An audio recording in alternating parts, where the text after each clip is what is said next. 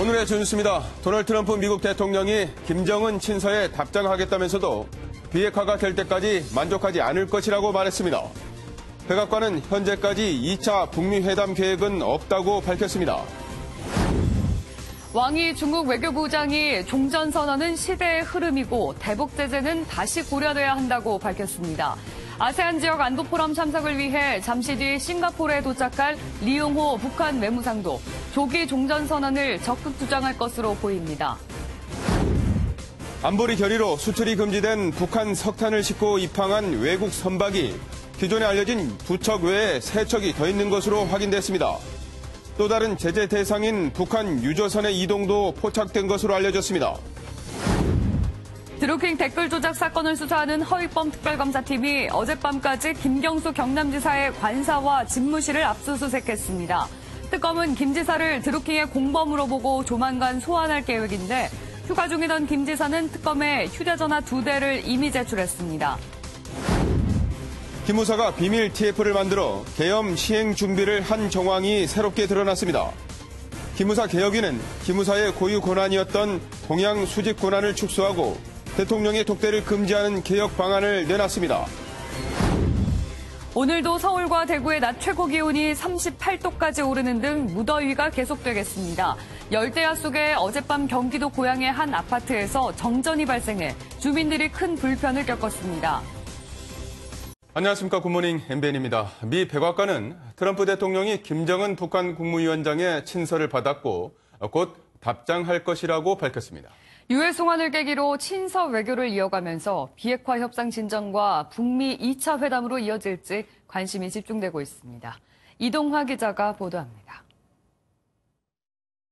미국 백악관에서 트럼프 미국 대통령이 김정은 북한 국무위원장에게 친서를 받았고 곧 답장할 것이라고 발표했습니다. He did receive a letter. I believe he received it on August 1st, responded to Chairman Kim's letter the president has, and that letter will be delivered shortly. 미군 전사자 유해 송환에 맞춰 친서가 전달됐다는 겁니다.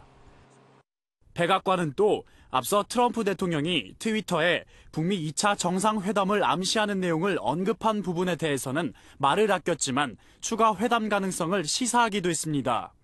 There is not a second meeting that is currently locked in or finalized.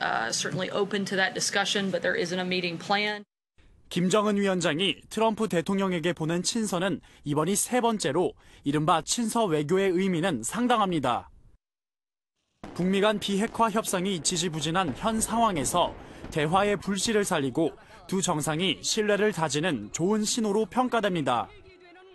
미 정치권에서 김정은의 비핵화 의지에 대해 회의론이 커지는 상황이기 때문에 트럼프 대통령도 친서 외교를 공개해 우려를 잠재우려고 했을 것이라는 분석도 나옵니다. 유해 송환을 계기로 북미 간의 긍정적인 기류가 흐르는 만큼 비핵화 협상의 진전과 2차 북미 정상회담으로 이어질지 주목됩니다. MBN 뉴스 이동화입니다.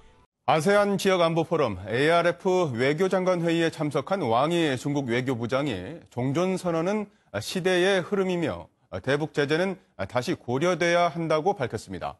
잠시 뒤에 싱가포르에 도착하는 리용호 북한 외무상도 조기 종전선언의 필요성을 주장하면서 본격 외교전에 나설 것으로 보입니다. 싱가포르 현지에서 오지혜 기자입니다. 왕이 중국 외교부장이 싱가포르 국제회의장에서 기자회견을 열고 평화협정과는 다르지만 시대 흐름이라며 종전선언을 지지했습니다.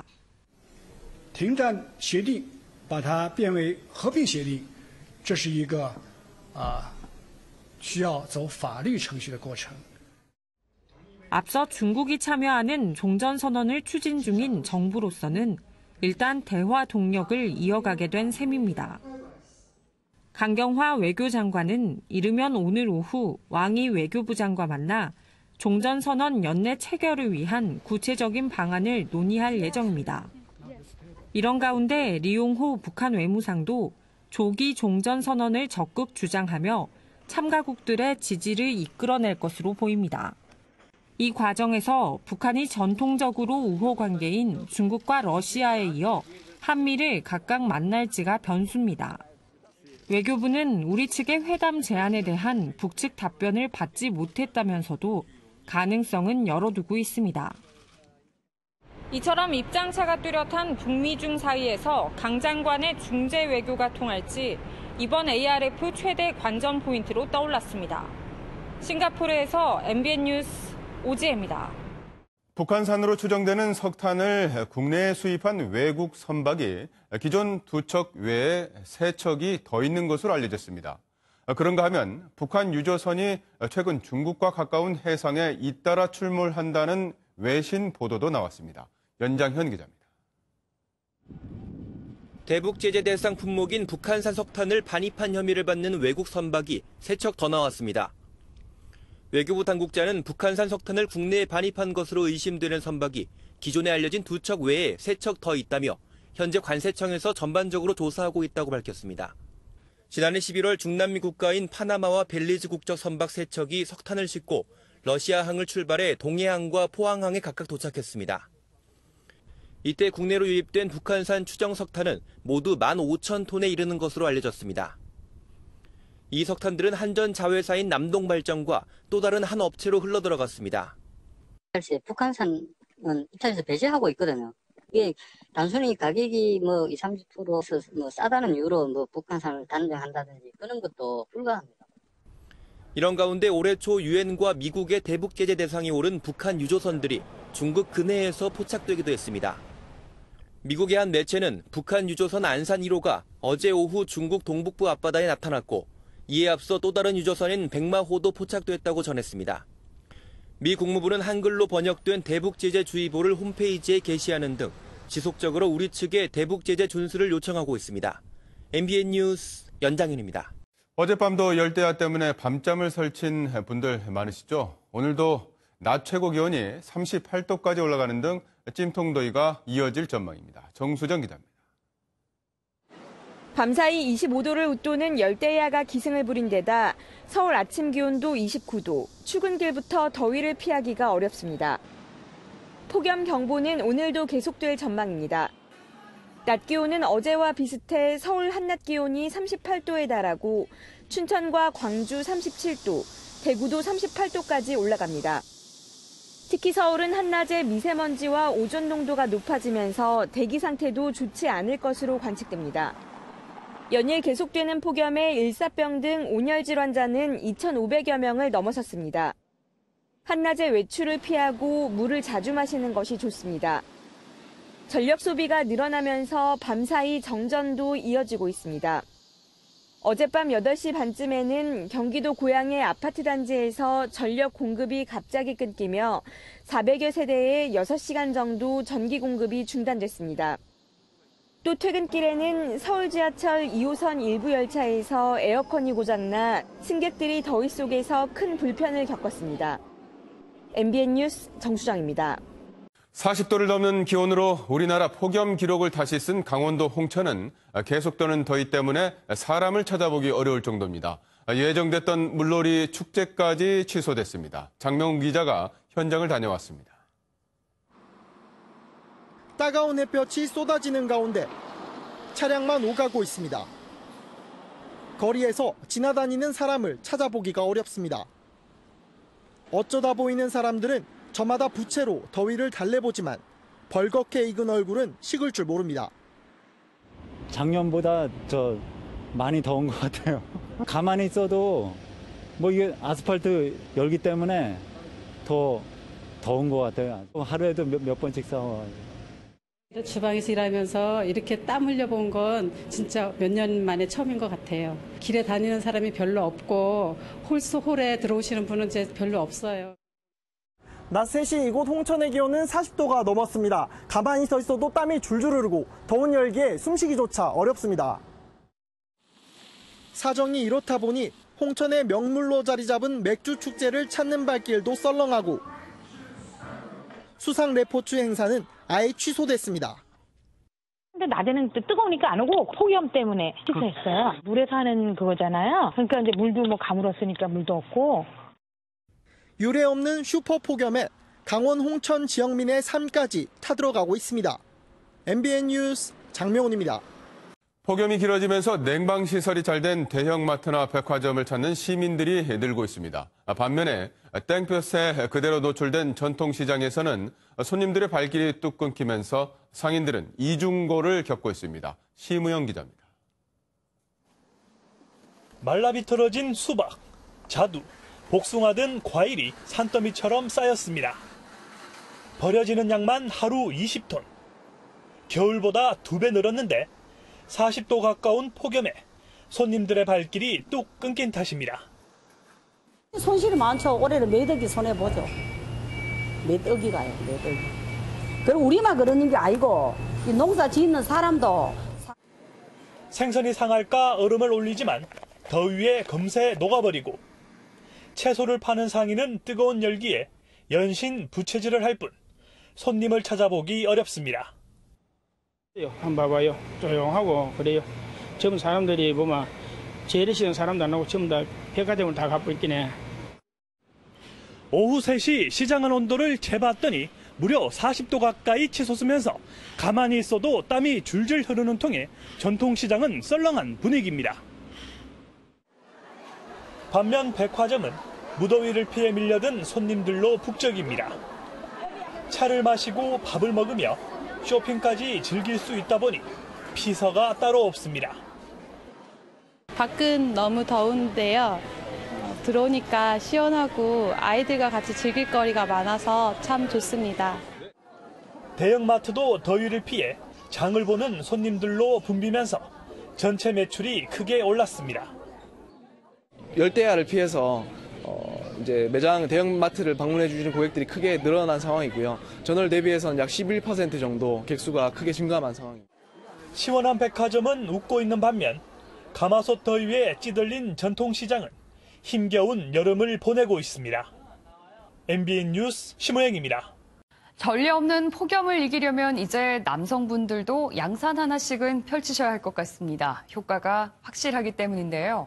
우종환 기자가 직접 양산을 쓰고 실험해봤습니다. 땡볕 아래 인파 사이사이로 여러 색깔의 양산들이 보입니다. 중장년부터 젊은 층까지 다양한 연령대가 양산으로 폭염에 맞섭니다. 햇빛을 가리고 시원하고 싶어서 남자도 통풍 햇빛을 가리게 썼으면 좋겠어요. 35도를 웃도는 기온이지만 취재진이 1시간 동안 지켜보니 양산을 쓰는 건 여성뿐입니다. 지금처럼 햇볕이 심해 뜨거운 날에는 남성이든 여성이든 상관없이 양산을 써주는 게 좋은데요. 제가 직접 얼마나 효과가 있는지 한번 실험해 보겠습니다. 햇볕에 얼굴을 노출한 채 서 있으니 10분 만에 머리 표면 온도가 50도까지 치솟습니다. 그런데 양산을 쓰자 온도가 즉시 내려가기 시작하더니 20분 만에 무려 15도나 떨어집니다. 찬물에 축축히 젖은 손수건을 10분쯤 머리에 완전히 덮어 썼을 때와 비교해봤습니다. 온도가 떨어지는 효과가 양산을 썼을 때와 비슷합니다. 그늘에 들어갈 때 같은 효과를 볼 수가 있는데요. 이렇게 양산으로 햇빛을 차단하면 체감 온도를 3도에서 한 7도까지 낮출 수 있다고 보고가 되고 있습니다. 우리와 비슷한 폭염을 겪는 일본에서는 아예 지자체가 나서 남성도 양산을 쓰자는 캠페인을 벌이고 있습니다. 여성들의 전유물과도 같았던 양산. 폭염 앞에선 모두의 건강을 위한 필수품입니다. MBN 뉴스 우종환입니다. 요즘 같은 불볕더위에 온열 질환을 예방하려면 또 어떻게 해야 될까요? 목이 마르지 않아도 수시로 물을 마시는 게 아주 중요하다고 합니다. 이수아 기자가 취재했습니다. 더위에 지친 노인이 길 한복판에 누워 있습니다. 하루에 3시간 남짓 운영되는 이 응급 의료소에는 하루 수십 명이 다녀갑니다. 머리 아프거나 그러진 않으시죠? 땀을 많이 흘리면 많이 오셔가지고 물도 받아가시고 또 저희한테 이제 간단한 건강 체크나 상담 많이 받아가고 계십니다. 올해 들어 열사병 등 온열 질환에 걸린 사람은 2,500명을 넘어 지난해 전체 온열 질환자 수를 이미 훌쩍 넘겼습니다. 온열 질환을 예방하려면 목이 마르지 않아도 물을 수시로 마시는 게 가장 중요합니다. 더위에 노출되다 보면 이제 탈수가 되기 마련이고 전해질의 불균형이 생기면서 이제 의식이 저하되는 경우까지 갈 수가 있는데요. 하루에 한 2리터 정도 섭취하는 것을 권장드립니다. 특히 체온이 40도 이상 오르며 의식을 잃거나 구토를 하는 열사병 환자가 발생하면 빠른 대처를 해야 합니다. 몸을 주무르는 등의 조치보다는 바로 119에 신고해야 합니다. 구급차를 기다리는 동안은 시원한 곳으로 환자를 옮겨 미지근한 물로 몸을 닦아 체온을 떨어뜨려야 합니다. MBN 뉴스 이수아입니다. 북한도 덥기는 마찬가지입니다. 최고 기온이 40도를 넘는가 하면 가뭄으로 큰 피해마저 우려되고 있다는데요. 얼마 전엔 김정은 위원장이 현재 지도를 하면서 비지땀을 흘리는 모습도 포착됐습니다. 주진희 기자입니다. 최북단 도시인 만포시가 40.7도를 기록하는 등 북한도 기상 관측 이래 최고 폭염을 겪고 있습니다. 낮 최고 기온은 강계 38.9도, 신의주 38.5도, 당일 최고 기온으로서는 기상 관측 이래 가장 높았으며 35도 이상의 고온 현상이 나타났습니다. 심지어 지난주 강원도의 한 식료 공장과 가방 공장을 찾은 김정은 위원장이 공장 내부에서 땀을 비오듯 흘리는 모습이 포착되기도 했습니다. 옆에 서 있던 간부들도 비지땀을 흘리는 것으로 보아 실내조차 매우 더운 것으로 보입니다. 한편 평양 거리에는 선풍기가 등장하기도 했습니다. 평양의 한 보신탕 집에서 일본 캐릭터인 헬로키티가 그려진 선풍기를 사용하는 모습이 포착된 겁니다. 삼복절 이문수 물로장이 와서 국가가 최고라 해서 지금 세 번째 타는데 그래서 내려갈수록 끝이 없이 갔으면 좋겠습니다. 문제는 역사적인 폭염에 극심한 가뭄이 우려된다는 것으로 노동신문도 고온과 가뭄 피해를 막기 위한 투쟁을 호소했습니다. 북한 정권 수립 70주년인 9월 9일까지 한 달여 남은 만큼 가뭄을 극복해 성과를 가지고 9월을 맞이하자는 동료도 눈에 띄었습니다.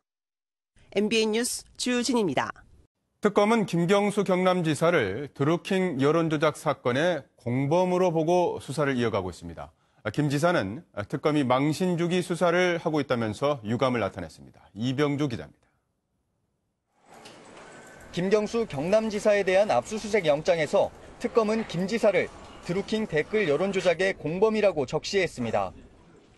여기서 제가 지금 확인해드릴 수 있는 것은 업무 방해의 공범 혐의다. 그리고 김 지사는 피의자 신분이다.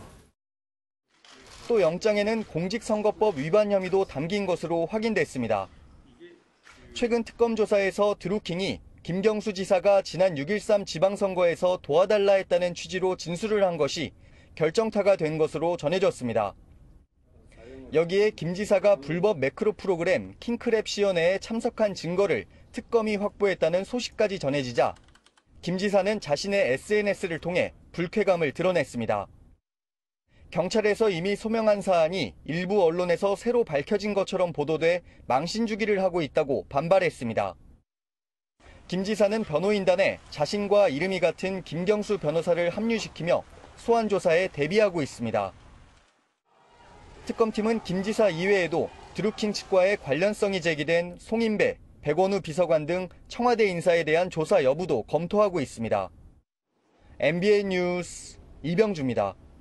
계엄령 문건 의혹을 수사 중인 국방부 특별수사단이 어제 민군 합동수사단으로 공식 이동하면서 지금까지 수사 경과를 발표했습니다. 기무사에서 압수한 USB에서 수백 개의 삭제 파일을 복구했는데 계엄 시행에 관한 내용이 다수 나온 것으로 확인됐습니다. 민경현 기자입니다. 국방부 특수단은 수사 개시 첫날이었던 지난달 16일 국군 기무사령부를 압수수색해 USB를 확보했습니다. 계엄 문건을 작성한 기무사 TF가 사용한 USB인데 수백 개에 달하는 파일들이 삭제된 흔적이 발견됐습니다. 특수단은 상당수 파일을 복구한 결과 계엄 시행 준비에 관한 내용이 다수 나왔다며 이와 관련한 사실관계 확인에 수사력을 모을 계획이라고 밝혔습니다. 해당 TF는 미래 방첩 업무 발전 방안 TF란 이름으로 외부망과 분리된 PC를 사용하거나 사용한 기기를 포맷하고 별도의 장소와 예산을 확보하는 등 비밀스럽게 운영된 것으로 확인됐습니다. TF는 작성한 문건의 제목을 최초 현 시국 관련 대비 계획에서 전시개업 및 합수 업무 수행 방안으로 수정하기도 했습니다. 아울러 특수단은 세월호 참사 이후 기무사가 유족들을 사찰한 의혹도 재확인했습니다. 기무사 관계자들이 작성한 보고서와 이메일, 사용한 PC 등을 확보해 분석한 결과 유가족에 대한 조직적이고 전방위적인 사찰 혐의가 포착된 겁니다. 특수단 계엄령 문건 수사팀은 중간 수사 결과 발표를 마지막으로 서울 동부지검에 설치된 합동수사단 사무실로 이동해 본격적인 민군 공조수사를 시작합니다. MBN 뉴스 민경영입니다. 계엄령 문건과 정치 개혁으로 논란을 일으킨 기무사에 대한 개혁안이 확정됐습니다. 존립 근거인 대통령령 등을 모두 폐기하고 군 장성 등에 대한 동향 정보 수집과 사령관의 대통령 독대 보고도 사라질 전망입니다. 황재현 기자입니다. 두 달이 넘는 기간 15번의 회의를 열며 기무사 개혁 방안을 마련했던 기무사개혁위원회가 사실상 기무사 해체 수준의 권고안을 확정했습니다.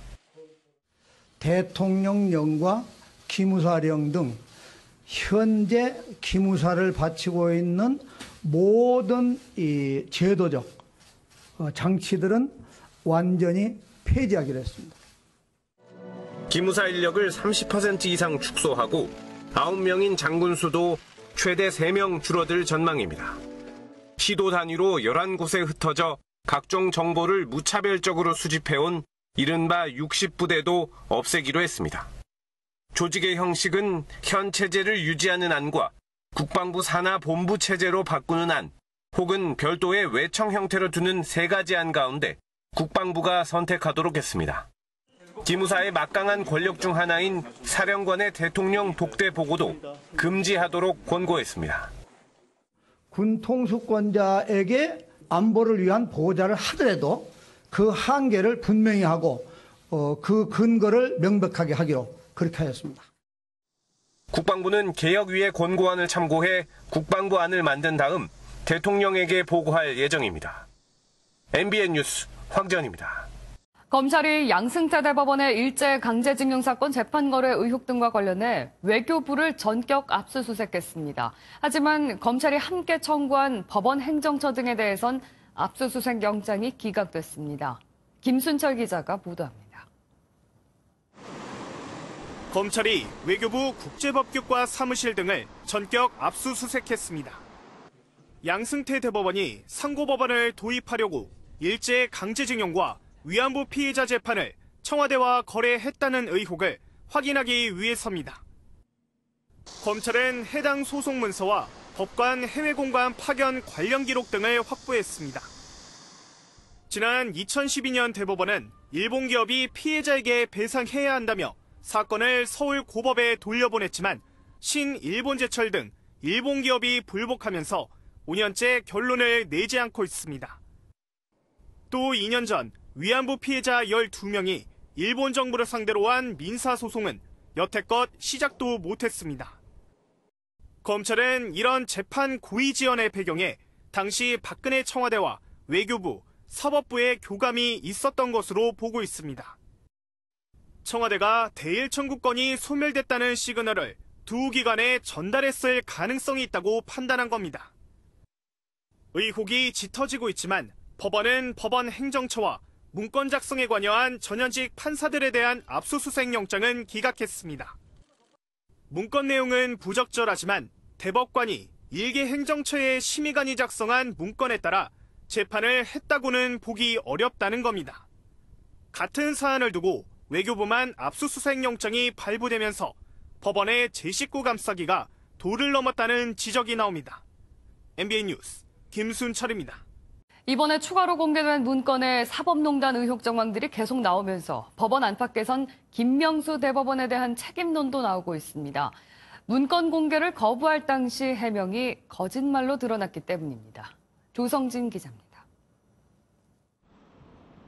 법원 행정처는 지난 6월 양승태 대법원 시절 사법농단 의혹 관련 문건 410개 가운데 98개만 공개했습니다. 사실규명을 위해 나머지 문건 공개 필요성이 제기됐지만 당시 법원 행정처는 의혹과 관련 없다고 선을 그었습니다. 나머지 문건 공개도 필요하다 이런 주장이 나오고 있는 우리가 판단하기로는 사법행정권 남용과 관련된 것은 거리가 있다고 생각합니다.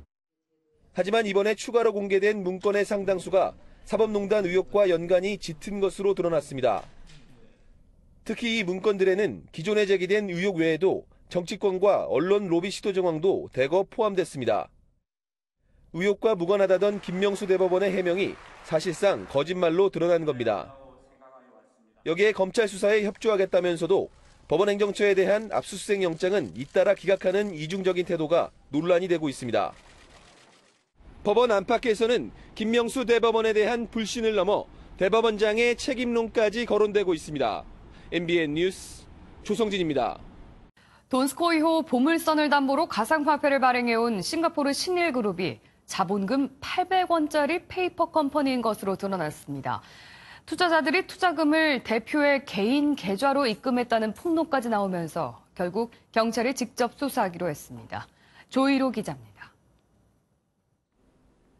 돈스코이호 보물선 투자 사기 의혹은 싱가포르 신일그룹이 선박에 실려있다는 150조 원어치의 금괴를 미끼로 투자자들에게 가상화폐 투자를 유도하면서 불거졌습니다.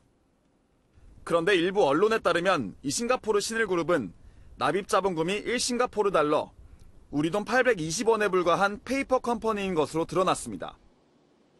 여기에 등기이사 3명 중 2명은 법인 설립을 대행한 업체가 지정한 싱가포르 영주권자인 것으로 알려지면서 돈스코이호를 둘러싼 투자 사기 의혹은 일파만파로 커지고 있습니다. 이런 가운데 해당 그룹은 홈페이지에 코인 상장을 앞두고 상장 마케팅 전문가를 초빙한다는 공지를 올렸습니다. 계속해서 불거지는 사기 의혹에도 코인 상장 절차를 일정대로 진행하겠다는 겁니다. 그러나 일부 투자자가 투자금을 회사 계좌가 아닌 대표의 개인 계좌로 입금했다는 폭로까지 나오면서 의혹은 쉽게 사그라들지 않을 것으로 보입니다. 피해 신고가 전국적으로 접수됨에 따라 관련 수사를 진행 중인 서울 강서경찰서는 결국 사건을 서울지방경찰청 지능범죄수사대로 넘겼습니다. 이에 따라 전문 인력이 확충되고 수사 범위도 확대될 전망입니다. MBN 뉴스 조이로입니다. 정의당의 지지율이 또 올랐습니다. 리얼미터 여론조사에서 2주 연속 최고치를 경신하면서 이번에는 14.1%를 기록했습니다. 제1야당인 한국당과도 오차 범위 내인 4.3%포인트 차로 좁혀졌습니다. 민주당 당대표 후보 적합도 조사도 나왔습니다. 민주당 지지층 400여 명을 대상으로 물어봤는데 새 후보 중 이해찬 후보가 가장 앞서는 것으로 나타났습니다. 물론 실제 전당대회에서는 대의원과 권리당원의 비중이 더 중요하지만 여론조사 결과가 분위기를 좌우할 수 있기 때문에 후보들로서는 매우 신경 쓰이는 대목입니다. 이 때문일까요? 첫 당대표 후보 토론회가 광주에서 열렸는데 이해찬 후보를 견제하는 날선 질문도 이어졌습니다. 김문영 기자입니다. 광주에서 열린 더불어민주당 당대표 후보 첫 토론회. 전국에서 민주당 권리당원이 가장 많은 호남의 표심을 잡기 위한 후보들의 구애작전이 펼쳐졌습니다. 저는 전남 고흥 출신입니다. 광주에서 초중고를 나왔습니다. 20년 동안 민주당을 지켜왔습니다. 한전공대 설립과 광주형 일자리는 제가 문재인 정부 국정기획 자문위원장으로서 국정과제에 포함시킨. 저는 광주 민주화운동 유공자입니다. 김대중 대통령을 모시고 정치를 배웠습니다. 후보들 간 신경전도 치열했습니다. 특히 이해찬 의원을 겨냥해 당내 소통과 야당과의 협치 능력을 지적하는 등 날선 질문도 이어졌습니다. 이해찬 후보님께서 대표가 되신다면 과연 원활한 소통이 될 수 있을까에 대한 의구심을 제기하는 경우가 있습니다. 지금까지 제가 소통을 많이 못한 점에 대해서는 사실을 인정을 하고 앞으로 열심히 잘하겠다는 말씀을 드립니다. 첫 토론회를 마친 새 후보는 제주와 호남, 충청을 잇따라 방문해 대의원 표심 잡기에 나섭니다. MBN 뉴스 김문영입니다. 바른미래당과 민주평화당에서도 차기 당권을 둘러싼 경쟁이 치열합니다. 바른미래당에서는 당권 주자들의 출마 선언이 속속 이어지고 있고 민주평화당도 이틀 뒤면 새 당대표가 가려집니다. 최형규 기자입니다. 평소 독설가, 거침없는 발언으로 유명한 하태경 바른미래당 의원이 당대표 출마를 공식 선언했습니다. 하 의원은 당을 제1야당으로 만들겠다며 출사표를 던졌습니다. 반공 수구보수 자유한국당을 역사의 뒤안길로 밀어내고 2020년 총선 바른미래당을 제1야당으로 만드는 일에 저의 정치 생명을 걸겠습니다. 앞서 지난달에는 장성민 전 의원과 이수봉 전 인천시당 위원장이, 어제는 장성철 전 제주도당 위원장도 출마를 선언했습니다. 박주원 전 최고위원과 이준석 전 지역위원장은 곧 출마 선언을 할 예정이고, 김영환 전 의원과 김철근 대변인도 출마 여부를 고민하고 있습니다. 여기에 손학규 상임고문도 출마하는 쪽으로 무게가 기울어지면서 당권 경쟁이 점점 치열해지고 있습니다. 6명의 후보가 뛰어든 민주평화당은 3파전 양상입니다. 참신함을 강조한 최경환 의원과 경제 대한정당을 내건 유성엽 의원, 강한 리더십을 강조한 정동영 의원이 앞선다는 평가입니다. 온라인 투표와 ARS 투표를 진행한 뒤 오는 5일 새 당대표가 가려집니다. MBN 뉴스 최영규입니다. 어제 또 주행 중이던 BMW에서 불이 났습니다. 하루가 멀다 하고 사고가 나는데 올해 들어서만 벌써 29번째입니다. 그런데 이딴 BMW 차량의 화재가 배기가스 재순환 장치인 EGR이 아닌 다른 원인 때문일 가능성도 일부에서 제기되고 있습니다. 신동규 기자입니다. 차량 한 대가 시뻘건 불길에 휩싸여 있고 검은 연기가 치솟습니다. 소방관들이 다급히 불길을 제압하려고 했지만 차량 엔진룸은 물론 뒷좌석까지 삽시간에 뼈대만 남게 됐습니다. 강원 영동고속도로를 달리던 BMW 520D 차량에서 또 불이 난 건데 올해만 벌써 29번째입니다. 시커먼 연기가 흘고 남자 여자는 바깥으로 뛰쳐나와서 이번 사고 역시 엔진룸에서 불이 난 걸로 알려졌지만 한편에선 EGR이 아닌 다른 원인일 가능성도 제기됩니다. BMW 설명대로 다른 나라에서 팔린 차량에도 같은 EGR 부품이 쓰였다면 왜 한국에서만 리콜이 이루어졌느냐는 겁니다. EGR 모듈이 똑같다고 주장을 하면서 한 나라에서만 리콜하고 다른 나라에서는 리콜 안 하는 것은 말이 안 되는 거고. 이에 대해 BMW 측은 화재 원인이 EGR이 아닐 수 있다며 일각에서 제기한 의문을 일축하면서 나라별로 상황이 달라 리콜 진행 여부는 말하기 어렵다고 답했습니다. 한편 BMW는 사고 원인과 관련한 기술 분석 자료를 오늘 국토교통부에 제출하기로 했습니다. 동일한 부품을 사용했음에도 불구하고 국내에서 사고가 발생하고 있는 부분에 대해서는 중점적인 점검과 최종 검증까지는 10개월 정도가 걸릴 전망이어서 소비자 불안은 이어질 걸로 보입니다. MBN 뉴스 신동규입니다. 제주에서 실종됐다 일주일 만에 숨진 채 발견된 30대 여성의 1차 부검 결과가 나왔습니다. 타살을 의심할 흔적은 발견되지 않았고 물에 빠져 숨졌을 가능성이 큰 것으로 나타났습니다. 안진우 기자입니다. 실종 일주일 만에 숨진 채 발견된 30대 여성을 부검한 결과 타살 흔적은 발견되지 않았습니다.